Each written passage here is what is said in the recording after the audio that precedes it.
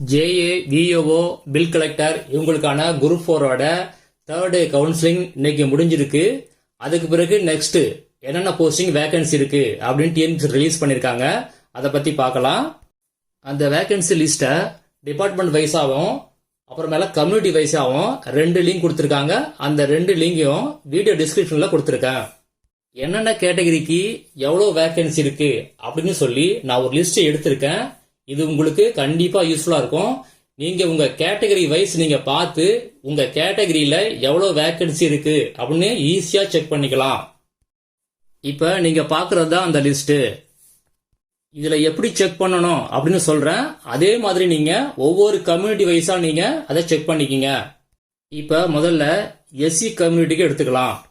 இப்ப இந்த கம்யூனிட்டியை பொறுத்த வரைக்கும் ஜெனரல் கேட்டகரியில 460 போஸ்ட் வேக்கண்டா இருக்கு. உமனுக்கு 117 போஸ்டும், டிடபிள்யூ கேட்டகரிக்கு 32 போஸ்டும் வேக்கண்டா இருக்கு.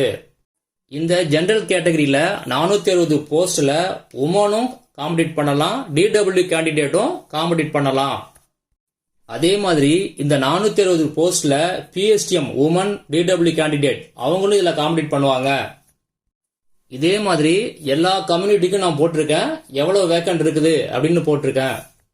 நீங்க என்ன கம்யூனிட்டியில வரீங்கன்னு பாருங்க. அதுல ஜெனரல் கேட்டகரி அப்புறம் பிளஸ் பிஎஸ்டிஎம் கேட்டகரி இது எல்லாமே ஒன்னாதான் ஆட் ஆகும். நான் சொன்ன மாதிரியே நீங்க செக் பண்ணி பார்த்துக்கலாம். உங்களுக்கு இதுல செக் பண்ண கஷ்டமா இருந்துச்சு அப்படின்னா என்ன கேட்டகரின்னு சொல்லி எனக்கு வாட்ஸ்அப் குரூப்ல வாங்க. நான் உங்களுக்கு அங்க ஆன்சர் பண்றேன். வாட்ஸ்அப் குரூப் லிங்க் வந்து இந்த வீடியோ டிஸ்கிரிப்ஷன்ல கொடுத்துருக்கேன். செக் பண்ணிக்கிங்க.